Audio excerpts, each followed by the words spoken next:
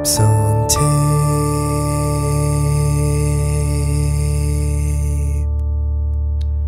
Hello and welcome to the Apes on Tape Sound Excited #2 podcast. Last week, if people joined us, we were with Dan of the Anonomics talking about the Strokes and the evolution of the band, the new album Come Down Machine. You can check that out.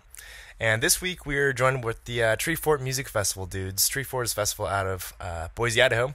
And first, we have Eric Gilbert here of the band Finn Riggins, Duck Club Presents, Radio Boise, and festival director of Treefort, the Eric Gilbert. Eric, how you doing? I'm doing good, slowly recovering. I was going to say, yeah, Treefort wrapped up, a handful of days ago. That's got to imagine a little bit of recovery time there.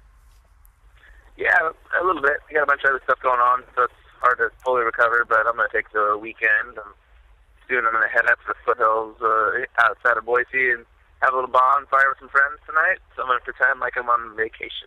There you go. It's good news to have. Yeah, I've been hearing best festival ever from bands, fans, writers, Twitters, and bands crying that it's over. You're getting compared to religious deities, I see on there. One thing I want to bring up that I don't know why this has not been, brought to people's attention is my Facebook feed is blowing up with all these goofy chicken neck bobble dance, giddy 8-year-old pictures of you dancing out there, and no one has brought this up yet. So maybe I'll get a few of those pictures of you dancing out there. Huh, I haven't seen any of those, but I did do some dancing. Yeah. I was hoping you could cut loose a little bit in there. I did. I found me a time for sure, especially toward the end of the festival, like Saturday night and then Sunday throughout the day. It definitely starts getting to a point where I can cut loose a little bit more. Yeah, absolutely.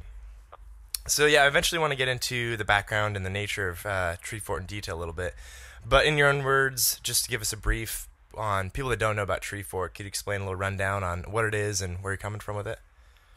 Yeah, I mean, it's a multi-venue, multi-genre, multi-day music festival, primarily focused on emerging artists and, as well as some, how we put it, more like indie headliners. And, the idea, essentially, it's in the same vein as, there's a lot of festivals similar to it as far as, like, structurally, South by Southwest being the most well-known of them, but also Music Festival West in Portland, and the Underground Music Showcase in Denver, CMJ in New York City, et cetera, et cetera. The idea, from our perspective, was to really build on what is really becoming a growing momentum here, and basically the creative class scene in Boise in general, but also very much so the music scene, and especially with the culmination of Radio Boise, a really cool hot community radio station that took air to the FM airwaves a couple of years ago, but you're really trying to better introduce a lot of these emerging acts from all over to music fans here in Boise, and also vice versa, introduce those acts to the Boise music scene as a viable stop on their tours, at all times during the year. And that's kind of the crux of the mission, I guess. No, that's a good summary. I think it's a great summary. And coming from your perspective, I actually haven't talked to you much about, I don't think, since Treefort ended, but how did it go? How did you feel? Just what'd you think? I was, one of my concerns the first year was lack of a better term, kind of magical, I guess. There was such positivity and great vibes about the whole thing. The Absolutely. Community really rose up around it, and all the bands and everyone kind of recognized it was kind of a unique approach to the festival, at least with the spirit of it. And that was when I going into the second year, I was really curious if I was going to be able to maintain the vibe, I guess, for lack of a better word. And I was impressed with how much it actually built on that. It was even stronger this year. And a lot of that due to expansion, some new venues, the El Coro Shriners. We had all this, essentially like an elderly population hosting one of our venues. And every time someone walked in there was all these older people welcoming them and selling them beer tokens.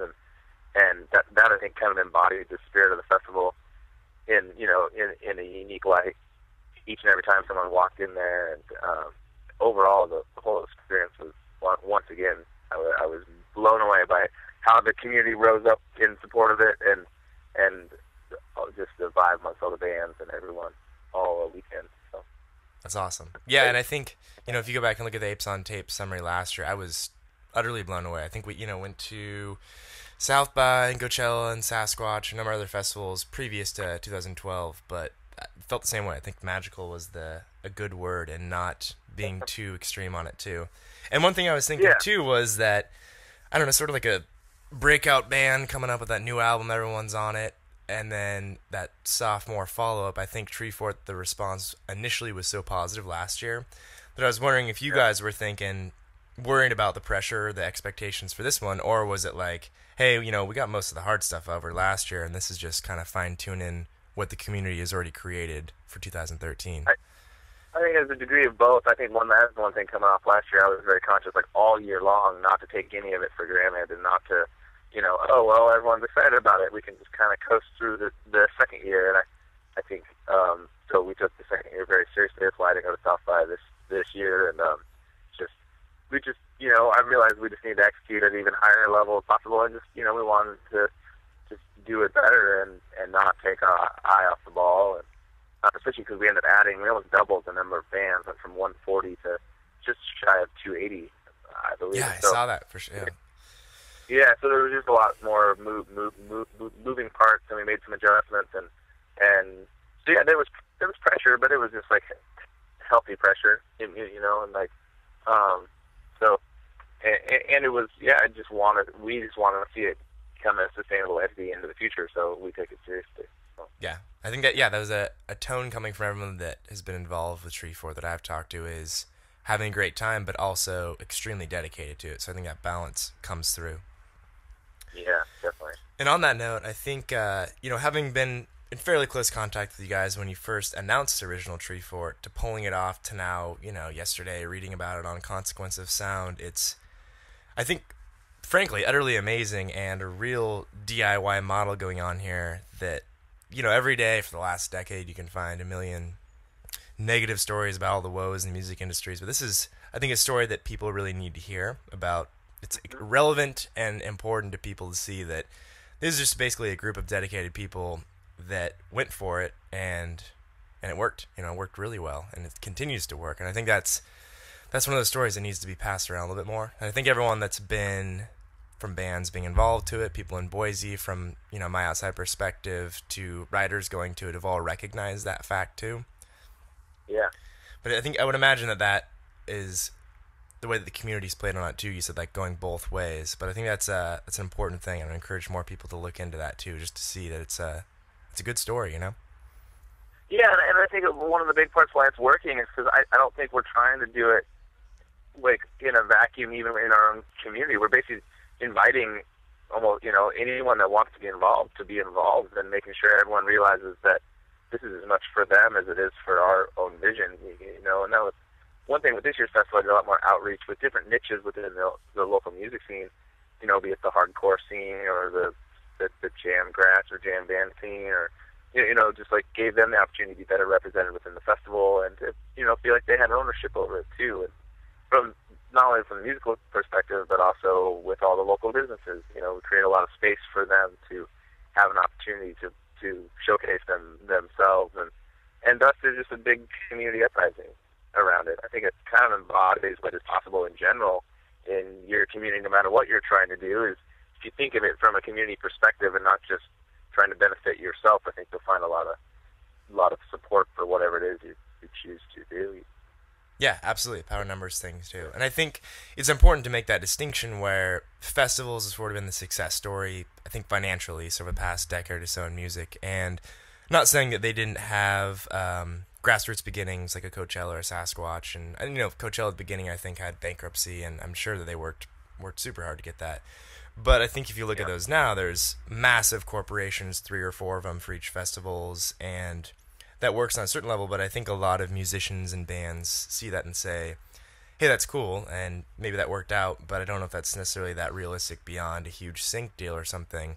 But then when you look at this Treefort model, really, in all sense of the term, a do-it-yourself model, I think that shows that there's sort of this emerging framework going on. You know, if you look at like a Dobay up in the San Juan Islands, or I think Timberfest are launching a new one too, that's becoming a very real thing. It's almost like this sub-market that's rising. I think Treefort, for me personally, looking in at that, has been an inspiration and a good model to see from that. Yeah, cool. Yeah, you notice a lot of these festivals they're so top top down. Both, I mean, it's represented in their lineup, Exactly. and it's represented Exactly. in how they're ran as a business model. You know, they're just like so top down, and I think that's, you know, the one interesting thing that happened with us this year that I think helped represent the strength of our festival from being more of the ground up sort of thing is when Animal Collective canceled a few days before the festival. That's you know, a good point. everyone was like, I mean, there was people that were bummed, obviously, but you know, where I was coming from, and what I was really pleased to see the public as a whole came from is the festival's not about one band. It's not about the headliners necessarily. It's nice to have them, but it's more about the bigger picture. You know, there's plenty of other bands, and it was kind of, in the end, it was kind of a ho-hum thing for most people. They're like, oh, that's too bad, but there's all these other bands, and so, you know, I just think, and that just showed that the foundation was much stronger than just our weighty, you know, any weighty headliners on the top. Absolutely. I was thinking that same thing, you know, kind of talking to you about that too. When that announcement came, it was like, well, that almost is a side note because that's what, an hour set, 2 hour set, that would be awesome. But I think the entire the design of it is that you're going to have maybe one of those bands, two of those bands that you really love and know. But like last year for me, it was 10 that I hadn't heard of, and that was the takeaway too. Definitely. That's one thing that's been really exciting to me is, like, especially with people within this community that haven't ever been to a festival like this before, don't have a lot of understanding for quote unquote artists, don't keep up on this stuff, but they've really taken to the whole model over there. They're doing their research on the app or online, and they're trying to, you know, I'm just really pleased how well they've bought into the idea of discovering something new at the festival, whereas most like concert goers are trained to just go see what they're used to see, you know, what they want to see. They're looking for a name to go see. Yeah. And so it's been cool to see how many people that this is a new thing for them have really bought into the idea of using it as an opportunity to discover new music. And what's cool, I mean, granted, we have a good programming team, and it's, you know, one reason it's working is because when they go to discover something, that they're finding things that they really like. And so it's good, you know, it's helping reinforce that it's worth their time. It's been really fun to watch. Definitely. And I think that goes both ways, where if you create an experience for the concert goer that is awesome, that flashes back to the other side of the stage. And, you know, from my own personal account, talking to Radiation City and Kithkin and some of those guys that were at South by Southwest before heading up, the South by experience is a whole animal in itself for a band, but all those bands I talked to were just blown away about the community vibes at Treefort. And so I think that translates and creates a win-win for both sides, you know? Yeah, definitely. And because we're treating the artists so much better than they're used to being treated in a lot of circumstances. So like you said, it just creates this good synergy where the fans are being treated well, the artists are being treated well, and everyone's super psyched, and that leads to good music, good concert experience, you know? Yeah, so a lot of elements going into it for sure.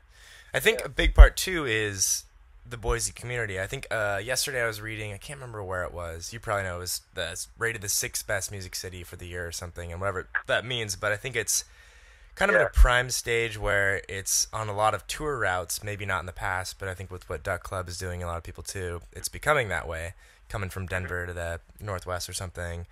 Economically, it works out, the college and nature vibes. I think there's a number of things going on, but maybe you could talk about Boise, because it seems like that is pretty paramount to the whole Treefort operation, obviously, with the community.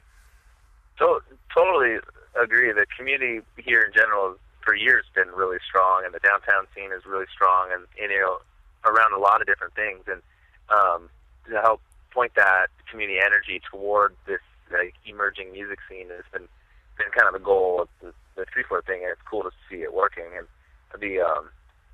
so that's just been, and I totally agree that a lot of that fertile ground is just in place, and it's just cool to the kind of people that live here, and just what they're, I don't know how they're used to operating. I'm not exactly sure why it is, but yeah, people get behind all kinds of community causes, especially if they feel like it's. And I think that was one thing we were very conscious of. You know, sure, the model of the festival is built off of existing models, but we really wanted to, you know, take that model and, you know, make sure it represented the Boise community, not trying to import something and put it on top of it. And in off that state, I think it's working well because it's working in a symbiotic way with the community as it exists. So. Definitely, absolutely.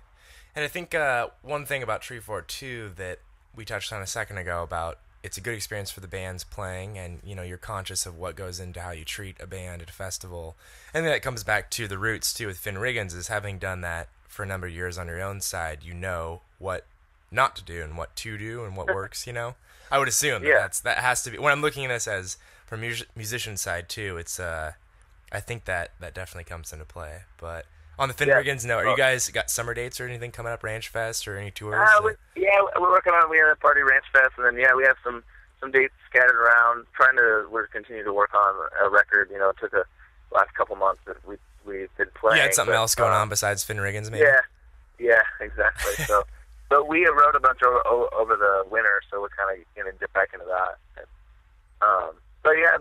I think there's a big portion of that this is a festival put on from an artist perspective, but it's kind of a mixed perspective because there's people on our committee and stuff that don't come from that, but we're very conscious of that because some of us are artists that have, experienced different things throughout the years with other festivals and stuff, and can just really, empathize with what an artist would want. They want a place to stay. They're going to have to eat, and they want to have ample time to set up and play their music. And they want to have a crowd, and just pretty obvious basic things that don't always happen. Yeah, very true, very true. Well, Eric, thank you very much for chatting with us. I appreciate it. Yeah. And look forward to Treefort